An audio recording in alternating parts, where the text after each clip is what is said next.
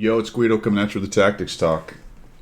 Let's talk today about what you do with the votes that you maintain in a close game. Talk about what you do, the timing of it, and how to assess when you might need to make a move. All right, let's go. I'm in my T-103. We're here on Serene Coast. And I talk about that a lot. There's a lot of hand-waving things that we can say about this game. Maintain your votes, trade well. That sucked. What else is there? Positioning, early shots, repositioning, read the battle, watch the mini-map, blah, blah, blah, blah, blah, blah, blah, blah. But what is that exactly in a lot of those cases? That's really the question. Like, if you're just starting out in this game and you read a guide or you watch some videos and people say those things, now you can often get that information from the video because you're kind of watching what's going on. Maybe you can glean, or they're talking about it, this is where that happens, all that good stuff. That's good, but more often than not what we all do is we just talk about, we say these things without really giving any examples. So it's instructive and useful to new players and old players as well if they're trying to learn something new or they're just trying to reinforce something or get a little better at it. What do some of those things look like? We're going to get to that as we get towards the end of this battle, because this is a very close one that could have easily been won by our team and turns into a not one. We'll talk about what we get actually after this. So I'm going to kind of hang out back here. I've been working on the T-103 on my 100 Battle Challenge, learning a little bit more about how to play it. I didn't think I needed to be right up there in their face. That really gives them a good opportunity to shoot that little hatch. And I was hoping they would kind of come over here, and to some extent they start to do it. So we thump a shot into him, and I can use that great turret that it has for things like that. I bounce a Renegade. I do have to be careful. I've talked about it in other videos, things you got to watch out for with this tank. Here's one of those good trading kind of ideas with some specifics. One of the reasons, like I said, I'm here at mid-range is that turret tumor. I don't want that coming up over that hill where those guys always point towards the screen like like you're in the room with me. I don't want to go up there and just let them have easy shots at that little hatch right there, or even be able to sneak down into the giant turret ring, tumor turret ring thing going on there. Same thing applies as I'm coming around the corner right here. And actually, let's see if I can see. We can see that with a little bit of free cam here. I'm going to go up to where these fellers are, and I'll kind of show you. Whoa, look out. We'll go up to about where the Renegade is who bounced me, and we'll see what he's seeing of me right here as he kind of comes out around the corner. And we've got, of course I can't zoom in here. It's hard to see, but you can just see the turret sticking around the corner right there, right? So that's kind of the angle that we're coming at. We'll zoom in, and you can see that that's about all that he's seeing. And I am pulled back a little bit, so I will have to come out a little there to get shots. So that's the idea of why I'm here and some of the reasoning behind it, and then some of the maneuvering I'm doing, trying to minimize the amount of exposure. That's another important thing right there. I just take that shot. As you come around the corner with your pipper, as long as your pipper, and that's right down the gun line, or I believe it's right at the top of the barrel, that means I have the minimum amount of my tank exposed that I can to get a shot. Otherwise, I'd be pointing into the dirt or something. So I don't want to go and look at something like, if there's a guy over here, look at all that room below the pipper down to the ground. All that means is exposure to my hole right there. Unless there's something closer in the way. Say there was a rubble pile right up next to me. And one of the problems is the further you zoom in, the less information you have on the stuff that's closer to you. But I do know that this thing I'm seeing here, zoomed in, is this slope that's right in front of me here. So there really isn't anything closer. So you just got to kind of use those several bits of SA to understand. So if I zoom in on something right here, then I am minimizing the exposure of my tank. Anything above the gun line, because it starts right about there, is exposed, obviously. And sometimes, if you're angled like this, the outside edge, or maybe even the center, depending on how far you come out, will be exposed as well. So that has to do with how much angle you put on your hole right there coming around the corner. Now, the TS5 is sort of messing me up a little bit, but we can still work together. I think I go after this guy's tumor. Really kind of flailing around a little bit with the mouse right there. Alright, so I went out a bit, and I felt like I was too far, which I was. Now I'm going to come back and try to get a shot on this guy. Right into the ground, I believe. I will come out a bit. If you can come out and expose yourself and zoom in because you know they're busy shooting other guys or they probably can't see you, that's a good idea. If you're just coming out and exposing yourself for no reason, try not to do that. But in this case, I know they have enough guys to shoot. I'm not too worried about it. I'd like to get the dispersion down while I'm reloading. That one actually hit what I was aiming at, but it was a little off to the side, so we get an auto bounce on the ricochet based on the angle. I think I sneak one in here on this Renegade. Rest of the team's doing okay. I'm kind of watching the peninsula down here. That one misses by miles. That was I don't know, a bit of a flail on the mouse. Not really sure why I did that. The Mibby gets a nice shot on me, and I think he actually hit my tumor, as I recall. Yeah, look at that. So no kidding. The weak spot I'm exposing, he hits. And, you know, that's what I'm trying to do this guy, which I get one back. So we thump him for 425. We're up to 1,800. The 122, all right, let's talk about this, because he's actually a little too far back. Problem with what he's doing is he is basically on the angle these guys are using here. Look how much of, unfortunately you can't zoom from this. Look how much of him is exposed. So the only way he can minimize that is he really needs to tuck up behind me. He needs to be right here. And if he came in here, I might even snuggle up a little bit more up against this, although I'm just about, whoa, I'm just about as far left as I can get without something going bad. But he's out in this flat, and he's exposing himself way too much. He needs to be more at my angle over here and just kind of, and I don't care. If I'm on the inside, I come out for a shot and they sort of use me as armor, it's whatever. As long as you're not clipping me and blocking me, no big deal. So if he was snuggled up here at a better angle, he'd be able to come around that corner. He might not want as much angle as me, but I would certainly be here using this space. He wouldn't be getting hit as much by these guys. So I do have to be careful about coming out because that AMBT looked like maybe he was trying to sneak one there. We'll shut this guy down. Nope, we'll bounce. 2 hit points. Would have been nice if I'd have selected HE on that guy. We're still kind of holding him here. No big deal. Try to sneak one more onto the Renegade. That's good. So we get him close. For me, it's certainly a one-shot. Close for the other two. Maybe for the TS5. And I don't think the M3Y. I'm not sure which gun he's using, but 400 is probably a little bit out of his damage. And now I'm thinking, all right, let's get up here and try to finish these guys off. Let's come up here. We've got okay votes. All right, so there's the first data point for that. I'm looking at my votes, the situation here, my votes, hit points. I've been able to maintain them. Let's get up here and shut these guys down. Why? Because there's 131, a 400, a 2, and now a 414 damage guy. Let's add a gun up here. We've pushed them off the back edge. So let's take those votes we have, and it's time to risk them a little bit. The other problem is the game is getting out of hand. It's 5-7. We have to win this flank. Then I get a big hit. And all of a sudden, now I'm in much worse shape, but I've committed. Right? Unfortunately, now I'm a one-shot to most everything over here. But if we properly use and carefully use the turret, we should be okay. Bounce him, but somebody else kills him. That works. I don't want to back into the T-103 again. We need to shut this Renegade and this AMBT down as fast as possible here. So I'm still messing around trying to figure out how I can get a shot on these guys without getting hit. I'm a little bit worried that maybe there's a TD in the background somewhere.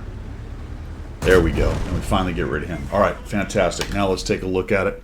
Here's the whole assess your flank and then make a decision on where you want to go from there. Do we just all YOLO down because holy cow we can get to the cap? Or do we make a more nuanced decision? Well, the STA-1's kind of made my immediate decision. I notice him coming up behind us, and it's time we got to deal with him. So I don't want him to kill me. The good news is he's not really paying attention to me or doesn't see me or doesn't recognize that I'm kind of a low hit point guy, and we shut him down. So he comes up there with a lot of hit points. He just threw away all of his. The reason I'm not screaming down this hill is I know that T-103 was lurking around the middle. He was looking for shots on us anyway. He knows we're all here because this dude lit everybody. So we got to go dark before we do this.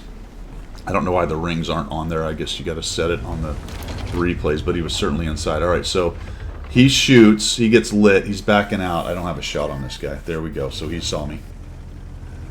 He's taking hits, and he's on the run. So I feel fairly confident I can move down here. The peninsula has now lost. I figure it's only a matter of a few seconds before the AT-15 dies off. So I'm going to head back to Cap.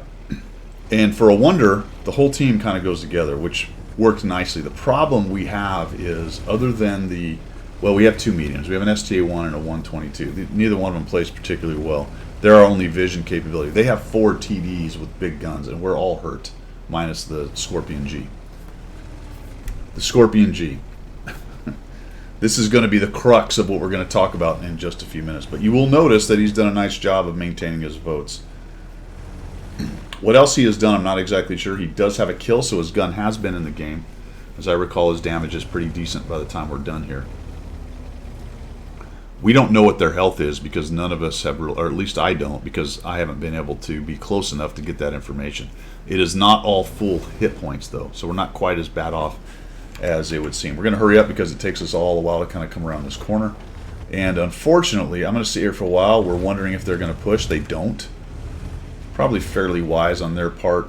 Going to be hard for the TDs to push in with mediums and their spotting capability. Although now we've flipped the script in terms of difficulty, because it's going to be difficult for us to push on a bunch of TDs camping. And we're about to learn this. The STA-1's a little too far out in front. He needs to wait for his guns. Now, he may pause here. I don't know if he does or keeps pushing. Yeah, he needed to wait. But he's getting away with it. So I see him go around the corner. I'm thinking, well, maybe we're in pretty good shape. I'm surprised he hasn't shedded some hip. Okay, there it is. So yes, there is somebody watching. And all of a sudden now we're really kind of in big trouble because our one medium that had some votes is gone.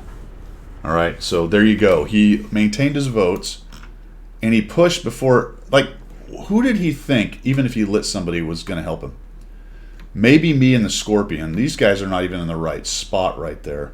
And he went in what is probably the worst way to move. See, these guys are actually doing it smart. That's not a bad spot. If you can pop here on this ridge, just take a peek and not get lit, that means there's nobody over here in this middle spot. And then you can kind of move up around him. Just driving up this is just sniper heaven up here. So he just basically threw his tank away. And I'm just hoping maybe these guys can get a light. But we're in a bit of desperate trouble right now. The 122 and the M3Y, once they get lit, they're probably not going to get away from there. So I'm going to take a blind shot, but it hits the ground. You'll notice the Scorpion is back there. The 122 TM move up, and right now I'm already formulating in my brain, I'm pretty sure these two die, and if they do, and I'm not able to shut down a bunch of the enemy tanks, I'm going back to Cap immediately. That plan is already in my head. If we can get up here and start sniping and taking down one by one the TDs, there's another miss, there's nobody there. Fine, that's great, but I don't expect the 122 and the M3Y, based on where they're going and what they're doing and where the likely spots for the enemy TDs are, that this is going to be very successful. But I'm here to support them. If we can get some shots in, let's do it. 122 TM dies, nobody lit. I'm not surprised. Bunch of double bush. That means more than likely the M3Y is lit as well. He does get into the low flat ground there, which means he's going to start getting close enough to maybe get some lights. I saw the Scorpion fire. I guess he was just shooting into the bush. So there we go. We put a big hit on the T-28. That's very helpful. I think had the Scorpion not fired, we might have killed him. Although there you go. He reloaded. There he dies. The T-103 comes in and we lose a guy. So we killed one and we traded 3. That wasn't great. I don't have a shot. I do risk my tank a little bit there. Based on the speed of the T-103, the prototype, and the TS5, I just get out of dodge. Right, I'm about as fast. Well, I'm faster than any of their tanks. I'm faster than the TS5. I'm faster than the prototype, although it might be a tie, and I'm about the same speed as their T-103. Scorpion G sees the same thing. So what do we have here, folks? We're at the end of the game. It's a close one. We can't push anymore. We know they're all turtled up right there. A couple of them got hit by us, so they're probably aware that we were there with them. Scorpion G is on 100%. I am a one-shot to all 3 of those guys. So I can't take a penetration.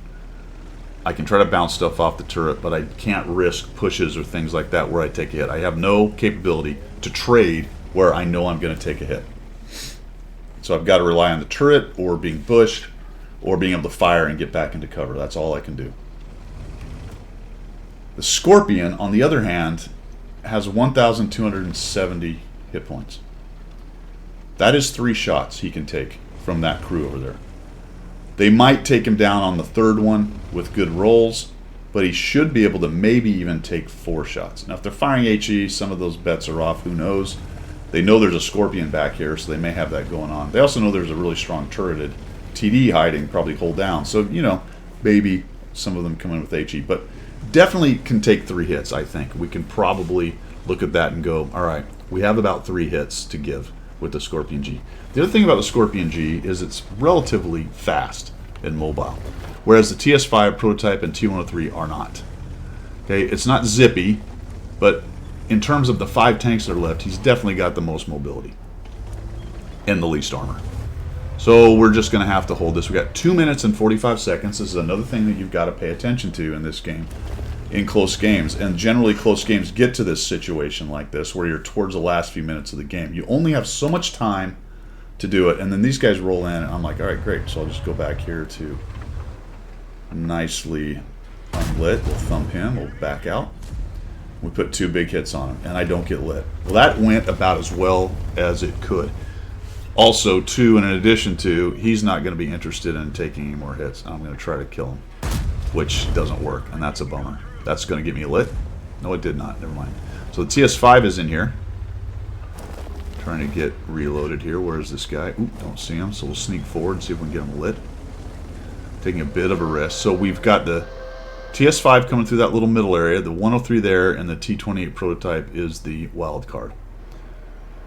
I'm trying to cover as much of this approach as I can right here.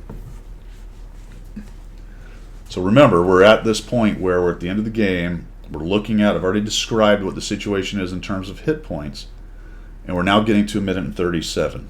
So let's break this down a little bit. You are the Scorpion in this case. You have to know that there's going to probably be a situation where you're going to have to break cover and help us out, or take a hit, so that I don't. So either leverage your speed and mobility and the ability to take a few hits to get in and kill a near dead, or get out there and take a hit for me, keeping my gun in the game. All right? Probably not right now. Okay? It's important to talk about the details, right? It's not right now. Don't go raging in there. We don't see anybody. Let's give them a few potatoes and see if maybe they want to push. There we go. So I don't know if that was him or me, but we see this dude. Put a shot into him. That works. I actually bounced one. I got lit and got very lucky, but that's all right. We'll take it. Here comes this guy. Another shot into him, and he's dead. All right. Scorpion maintained all of his votes, didn't take any hits, and now there's only 2 of them. We know the T-103 is on low hit points. We don't know what the prototype has right now. I have backed out. I can't see what might be approaching, unfortunately. The TS5 was coming. In my mind, I'm thinking, I bet 1 or 2 of them are coming at us as well. Come up here and look for a shot. Oh, okay, here comes this dude. He's on full hit points. That is a bummer. Boom, boom. Oh, this is great. Right here in this game, I went, we got this. I mean, we got this, right? If I'm the Scorpion, we just put 2 shots. I know I can take a hit from the prototype and the T-103. I just rage in there and get rid of this prototype right now. 43 seconds. There he is. We know probably the T-103's on their side. I also know that Guido 1212 is there with his gun. Let's do her. Hey, look, somebody fired. Okay, I'm lit. And I looked at him going, holy crap, is he not moving? He is not moving. He is not, and right then I knew we were in trouble. I'm like, I don't know how. I'm getting good bounces. Trying to figure out how to light this guy. Maybe light the T-103 somehow. If I can maybe get another shot on this guy and kill him. Look at this guy. All right, so this is it, folks. 23 seconds, right? This is the example of what I'm talking about. You spent your whole game. You have preserved your votes. Look at the 2 tanks that are there. They can't possibly kill me. Maybe if they both hit me with HE, right? But if they do, at least I can kill this guy, and then Guido can get up there, and if I don't kill him, Guido can get up there and kill him, and then it's a 1v1. But in any event, this is a resource right now, a time-sensitive resource of hit points, that sitting in the bush and hiding with it is not helping win. Right? It's time to spend. There comes a time in the game, in these close games, where you probably need to spend your hit points to win. They're unlikely to push into you at this point. and that was probably a while ago. As soon as we saw the prototype and we both tapped him twice, it was time for him to start, probably wait to reload and then start moving forward and try to get this T-28 out. And as soon as he moved forward, if they shot him and I saw hit points shed off him, I'm going to come up and eliminate the T-28 on his reload. Pretty easy win, really. I mean, yes, some things could have gone wrong there in terms of the HE, bounces, misses, whatever. But if we're going to win this game, that's what had to happen, and he doesn't do it. Now, I sent him a note after, and it was nice. I said, hey, we really needed you to move forward. Really needed you to move forward and take one of these guys out. And what he said is something to the extent of, I was a two-shot. As a matter of fact, at 1270, is he not running hardening on the Scorpion G? I don't see any damage to him. Or did he take maybe a little bit of a hit? It doesn't look like the bar is down at all. Is 1270 what you get on a Scorpion by running hardening? Or maybe it's a field mod. Maybe the field mods get you up to 12. I don't know. I'm going to go look at that after this video. That's pretty funny, actually. It's going to be really funny if he's running hardening on it. Maybe not. Anyway, I sent him a note and said, hey, I needed you to push in. He said something effective, I was a two-shot. And that's just a complete analyzation of the situation, right? He wasn't a two-shot. Not very likely. Not very likely. Based on the situation we were in. As soon as that prototype showed up, we had this, but he just didn't move. So I wanted to show you guys that, just a specific, concrete example of what it is. One of the reasons it is that you're saving hit points, or you're trying to maintain your hit points, do good trading, not take hits, all that good stuff. You may need to spend it in order to win. That's why you have it, right? It's the old thing, you can't take it with you. And all those hit points don't do you any good in the after action, except to, I guess, reduce your repair costs. But that's about it. All right, guys, that's all I've got. Thanks for tuning in. Let me know what you think down below. We will see ya.